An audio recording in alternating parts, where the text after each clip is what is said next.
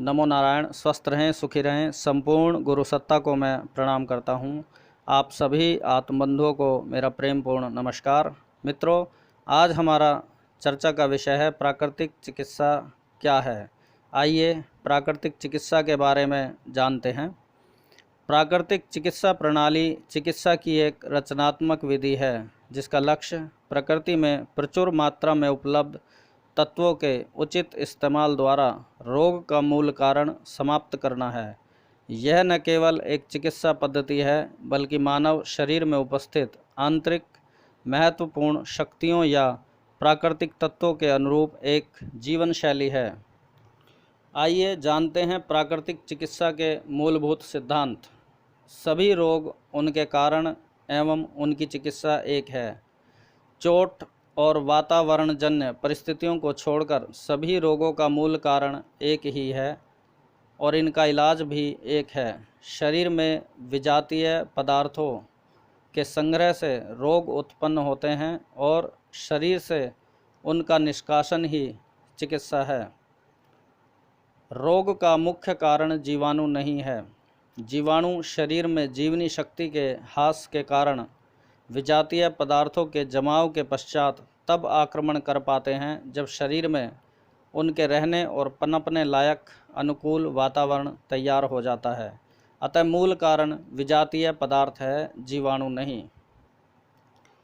तीव्र रोग चूँकि शरीर के स्व उपचारात्मक प्रयास हैं, अतः ये हमारे शत्रु नहीं, मित्र हैं।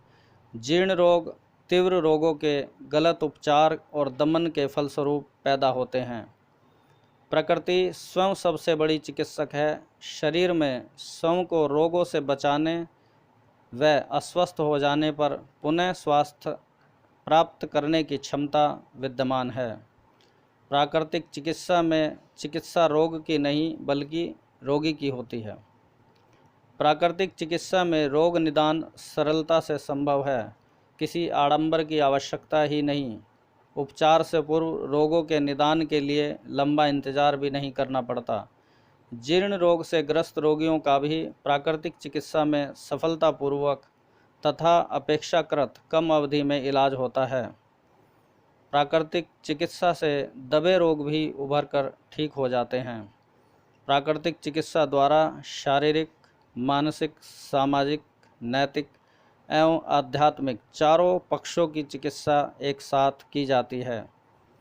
विशिष्ट अवस्थाओं का इलाज करने के स्थान पर प्राकृतिक चिकित्सा पूरे शरीर की चिकित्सा एक साथ करती है। प्राकृतिक चिकित्सा में औषधियों का प्रयोग नहीं होता।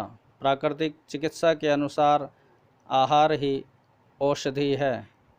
गांधी जी के अनुसार राम नाम सबसे बड़ी प्राकृतिक चिकित्सा है, अर्थात अपनी आस्था के अनुसार प्रार्थना करना चिकित्सा का एक आवश्यक अंग है।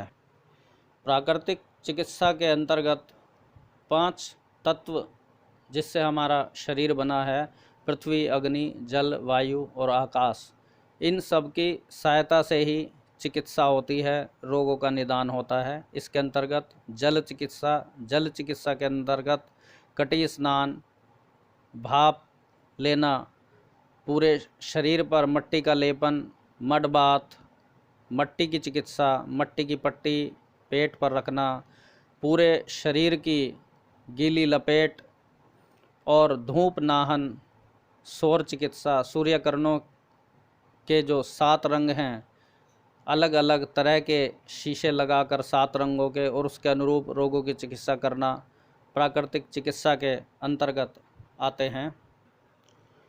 आज कहीं एक भी मनुष्य स्वस्थ नहीं दिखाई देता। पृथ्वी पर सर्वत्र रोग और शोक का साम्राज्य है। जन्म से मृत्यु पर्यंत मनुष्य को रोग और दुख घेरे रहते हैं। संसार से आत्मीयता एवं भातृभाव उठ गए हैं। घृणा, ईर्ष्या, द्वेष, पाप और अपराधों ने चारों ओर पांव फैला रखे हैं। आज एक भी ऐसा व्यक्ति नहीं मिलेगा जो चिंता, कष्ट, शोक, संताप, उदासी और नैराश्य से घिरा हुआ न हो। मनुष्य इस दशा को क्यों पहुंचा? प्रकृति की अवहेलना कर विज्ञान के भ्रमजाल में पड़ने के कारण। मित्रों, अगर आप हमारे चैनल पर नए हैं तो जल्दी से आप इसको सब्सक्राइब कर लीजिए, ताकि योग, ध्यान, प्राणायाम, प्राकृतिक चिकित्सा, एक्यूप्रेशर, ओरा क्या है, चक्रों को कैसे जगाएं, इस प्रकार की दुर्लभ जानकारी आपको निरंतर मिलती रहे। अगर आप ऑनलाइन योग, ध्यान, प्राणायाम सीखना चाहते हैं तो हमारे व्हाट्सएप नंबर 8459054619 पर आप संपर्क करें।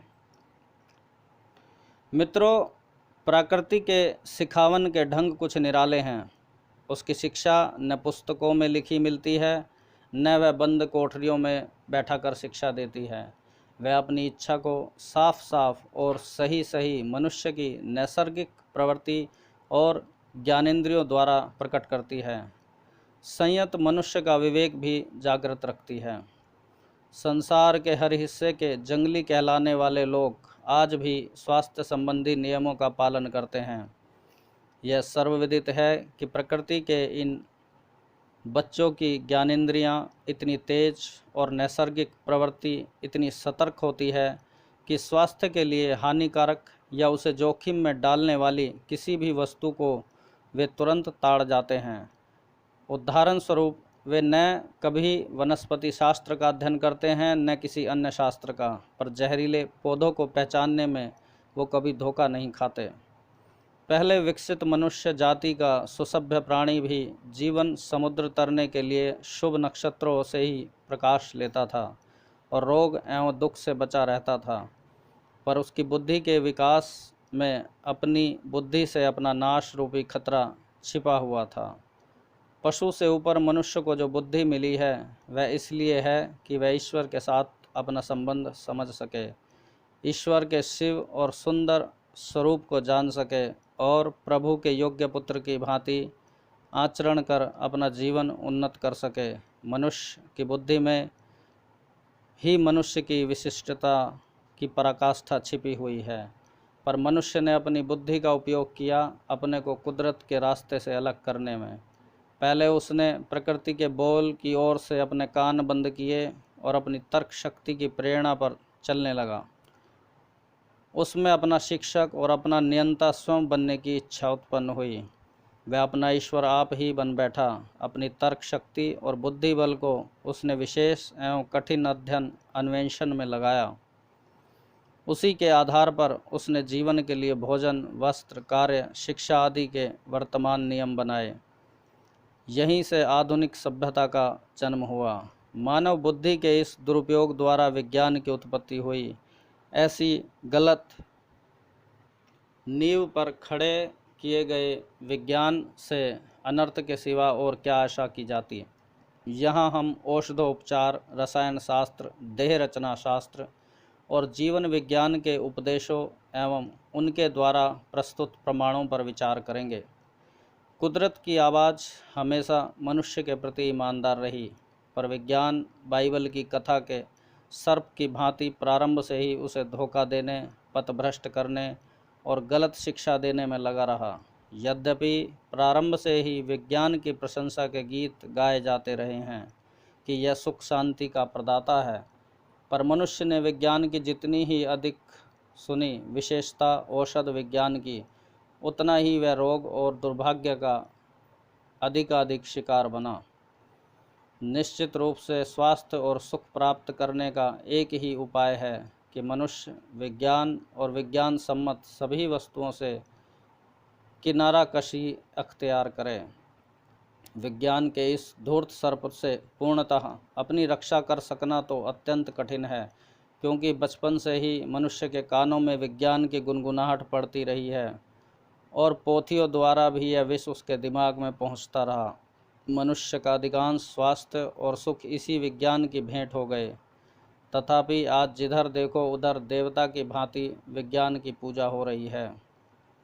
शंका कुशंकाओं को त्याग कर अब जब एक बार फिर मनुष्य प्रकृति का आश्रय लेने को तैयार हुआ, तो विज्ञान, आरोग्य शास्त्र, रोग शास्त्र, कीटाणुवाद, पौष्टिक भोजन, आवश्यक क्षार, सर्दी गर्मी इत्यादि की पुकार मचाकर उसे पथभ्रष्ट करने पर तुला हुआ है। ऐसी दशा में मनुष्य का भटक जाना बहुत आसान है, पर उसे चाहिए कि वह सब ओर से ध्यान हटाकर प्रकृति की आवाज़, नैसर्गिक प्रवृत्ति, विवेक और ज्ञानेंद्रियों पर चलने का प्रयत्न करें। प्रश्न यह उठता है कि क्या आज का मनुष्य प्रकृति से वही पथ प्रदर्शन प्राप्त कर सकता है जो पशु अपनी नैसर्गिक प्रवृत्ति के द्वारा पाता है। इसमें संदेह नहीं कि मनुष्य का प्रकृति की आवाज़ पर चलना बंद किए हुए एक युग हो गया। इस कारण उसकी नैसर्गिक प्रवृत्ति और विवेक कुंठित हो गए हैं और ज्ञानेंद्रियां निस्तेज हो गई। तथापि हमारे पथ प्रदर्शन करने भर को वे पर्याप्त हैं। कविवर गेटे ने लिखा है, हमारे हृदय में बैठा हुआ देवता बहुत मंद मंद बोलता है, आवाज़ धीमी है उसकी, पर है स्पष्ट। वह देवता हमें बताता रहता है कि हम क्या ग्रहण करें और क्या नहीं। प्रकृति की वाणी पर ध्यान देना आरंभ करने पर एक बार फिर प्रत्येक वस्तु मेरे सामने स्पष्ट हो गई। विशेष विशेष विषयों के संबंध का ज्ञान जिनकी प्राप्ति की मुझे आवश्यकता थी प्राप्त हो गया। इसके लिए मुझे किसी प्रकार के अन्वेषण या शोध में अपना समय गंवाना नहीं पड़ा। जो कुछ मैंने सीखा है कुदरत से ही सीखा है, उसी ने मुझे रास्ता दिखाया। मनुष्य जितना ही अधिक प्रकृति की ओर ध्यान देगा उतना ही उसका विवेक और नैसर्गिक प्रवृत्ति जागृत होगी और ज्ञानेंद्रियां तेज होगी। आज भी वह बच्चों और पशुओं से प्रकृति के निर्देशों के संबंध में बहुत कुछ सीख सकता है। इन सौभाग्यशाली जीवों ने अपने पथ प्रदर्शक के भाव की रक्षा की है। हर गाढ़े समय पर हमें इनसे सहायता लेनी चाहिए। विज्ञान के मोहक रूप से बचने की शक्ति प्राप्त कर लेने पर प्रकृति मनुष्य का आसानी से पथ प्रदर्शन कर सकेगी। फिर स्वास्थ्य और सुख के मिलने में क्या देर लग सकती है? नहीं। तब मनुष्य की दशा समुद्र में पड़ी उस बेपतवार की नाव की भांति नहीं रह जाएगी जिसके भाग्य में चट्टानों से टकराकर टूट जाना ही बंधा है। मित्रों, इन्हीं शब्दों के साथ मैं अपनी वाणी को विराम देता हूं और इसी संकल्प के साथ कि मेरा संपूर्ण राष्ट्र भारत स्वस्थ, सुखी, संपन्न बने। आपने जो अपना बहुमूल्य समय दिया उसके लिए मैं आपका आभार व्यक्त करता हूं। धन्यवाद।